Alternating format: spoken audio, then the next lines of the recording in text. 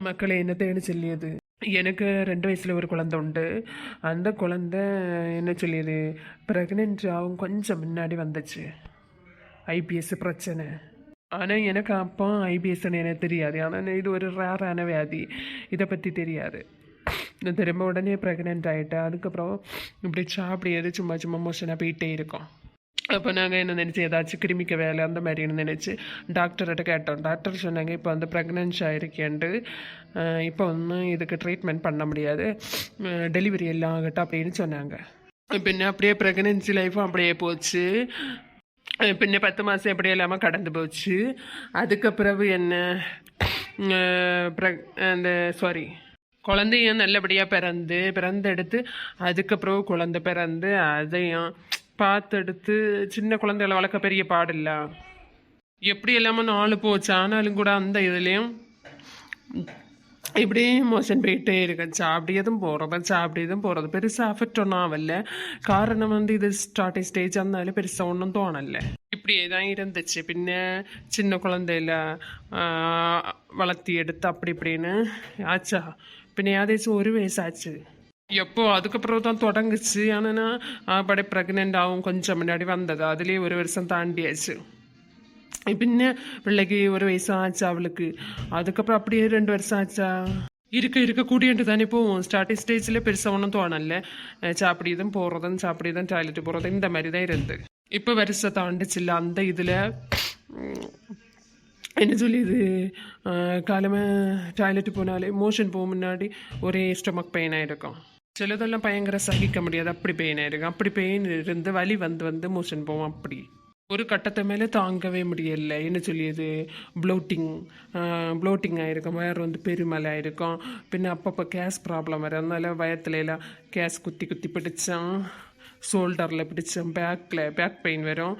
பேக்கில் குத்தி பிடிச்சேன் கேஸ்னால. இப்படி பலவிதமான பிரச்சனை வந்து பின்ன அப்பப்போ மலச்சிக்கல் இருக்கான், கான்ஸ்டிபேஷன். அது பின்ன செல்லவே வேண்டாம் மக்களே. மோஷன் 2-3 நாளாக போய் செய்யாது. அதுக்கப்புறம் ஒரு டானிக் தந்துருந்து அதை வந்து குடித்தாதான் போகும். அதுவும் உடனே போகாது, 2 நாள் கழிஞ்சு அந்த மாதிரி எல்லாம். மற்றபடி என்னதான் பழமோ வாழைப்பழமோ அப்படி இப்படி என்ன சாப்பிட்டாலும் போகாது. அது 2-3 நாள் போகாமல் இருந்து அடுத்து போகிறதே பெரும்பாடாக இருக்கும். ஏன்னா அப்போ இறுவி எடுத்துருக்க மோஷன். சில வேலையெல்லாம் நம்ம விரல் கொண்டு குத்தி அளக்கணும், அப்படி தான் போவோம்.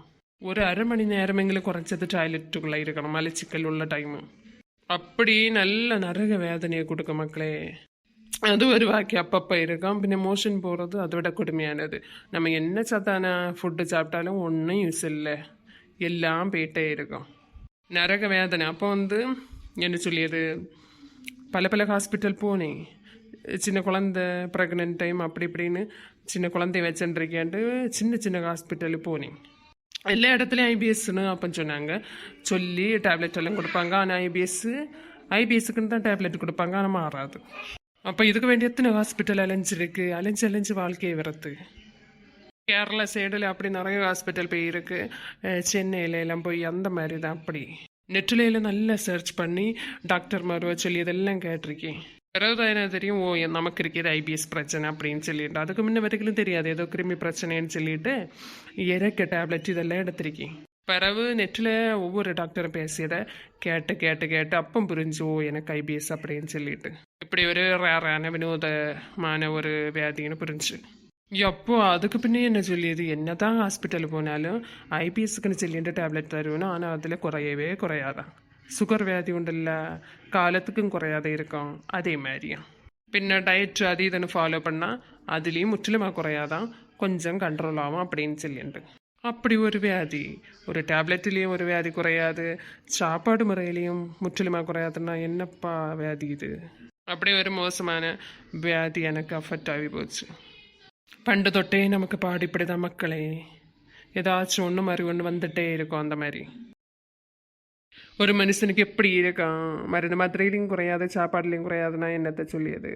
அது மற்ற எல்லா நோய் நொடிகளை விட அவஸ்தப்படியது. ஒரு சாப்பாடே நமக்கு எதிரின்னு சிலம்ப எப்படி இருக்காங்க. அடுத்து வருஷங்கள் கூட நிலைமை மோசமாகிட்டே இருந்துச்சு. ரொம்ப டயர்டாகும். அடுத்து ஹெல்த் ஒன்றுமே இல்லை. அப்பப்போ நடுக்கம் வேற, பிபி குறைஞ்சி. ஆனால் சாப்பிடியது ஒன்றுமே தங்காது. ஸோ அதனால ஹெல்த் ஒன்றும் இருக்காதுல்ல உடம்புல. அப்படி டயர்டாக இருக்கும் ரொம்ப. பின்ன என்ன சொல்லியது, ஆல்ரெடி பிசிஓடிக்கு வீடியோ நான் போட்டிருப்பேன், பார்க்காதவங்க போய் பாருங்க. பண்டு தொட்டே அதனால இர்ரெகுலர் பீரியட்ஸு. இப்போ வேறு இந்த ஐபிஎஸ் பிரச்சனை இருக்கனால என்ன சொல்லியது, எப்பவும் போல இர்ரெகுலர் ஆனால் வந்து ஒரு 2 நாள் இந்த மாதிரி தான் ப்ளீடிங் போகும், அதுக்கு மேலே போகவே செய்யாது. உடம்புல ஹெல்த் ஒன்றும் இல்லை இல்லை, ஹீமோக்ளோபின் எல்லாம் குறைஞ்சாச்சு அப்படியெல்லாம். பின்ன எங்க அதனால என்னதோ பீரியட் ஃப்ளோ வந்து வேறு 2 நாள் இந்த மாதிரி தான் இருக்கும். முடியல மக்களே, முடியல.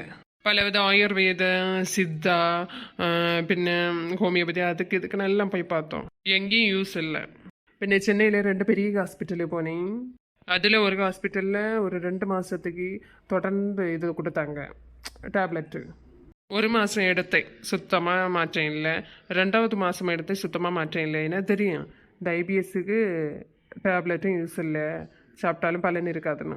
ஆனால் என்ன சில்லியது, வீட்டில் உள்ளவையும் நம்ப மாட்டேன், அவங்களுக்கு சொன்னாலும் புரியாது. நான் பின்ன நெட்டில் எல்லாம் பார்த்தாண்டேனே தெரியல, சொன்னேன். இருந்தாலும் அவங்களுக்கு ஒரு பயம். பிறகு என்னது டேப்லெட்லையும் யூஸ் இல்லை. ஆனால் ஐபிஎஸ்க்கு அவங்க டேப்லெட்டே கண்டுபிடிச்சில்ல, சும்மா ஒரு உத்தேசத்துக்கு இதை வச்சிருக்கு. 2 மாதம் தொடர்ந்து எடுத்து அதுவே உடம்புக்கு ஹெல்த் இல்லாமல் ரொம்ப இதாகி போச்சு. அடுத்து என்ன சொன்னாங்க, எண்டோஸ்கோப்பி கொலனோஸ்கோப்பி எடுக்கணும் அப்படின்னு சொல்லிட்டு. அப்போது நான் பயந்தே போனேன். ஆனால் நார்மலாக പണ്ട് തൊട്ടേ நிறைய நோய் வந்ததுனால வயத்துலேயும் நிறைய தடவை ஸ்கேன் எடுத்துട്ടുണ്ട്. പിന്നെ அதுக்கப்புறவு இந்த பிசிஓடி இருந்து குழந்தை பிரச்சனை ஆனாண்டு அந்த இதுலேயும் கர்ப்பப்பை யூட்ரஸ் வழி நிறைய ஸ்கேன் எடுத்துട്ടുണ്ട്. ஆனால் இந்த எண்டோஸ்கோப்பி கொலனோஸ்கோப்பி இந்த 2 எடுத்ததே இல்லை. அந்த 2 மோசமான டெஸ்ட்டு. ஆனால் அது எல்லாருக்கும் தெரியாது, எண்டோஸ்கோப்பினா என்ன கொலனோஸ்கோப்பினா என்ன எப்படி எடுப்பேன் அப்படின்னு சொல்லிட்டு. உள்ளதுலேயே மோசமான டெஸ்ட்டுனா இதுதான். அது என்னன்னு அடுத்த வீடியோல சொல்லி சரியா. இந்த ரேரான வேதி உங்களை யாருக்காச்சும் இருந்தனா ஷேர் பண்ணுங்க, எப்படி இந்த லைஃப்பை கொண்டு போனீங்க ஐபிஎஸ் லைஃபு. இதில் வேற பெரிய ஒரு இது உண்டு மக்களே. ஏன்னா இந்த ஐபிஎஸ் தான் இருந்து பெரிய கொடிய வியாதி, கேன்சர் வியாதியில் கொண்டு விடும் அப்படின்னு சொல்லிட்டு. எல்லாருக்கும் அப்படி இல்லை, ஒவ்வொருத்தருக்கு ஜோகத்தை பொறுத்திருக்கு அந்த மாதிரி. அதனாலும் சொல்ல முடியாதுல்ல, பல பல வியாதிகளை அப்படி தான் வருஷ கணக்கில் இருந்து தான் முற்றி போய் வேற இதில் கொண்டு விடும். அப்போ இதுனா சொல்லவா வேணும்.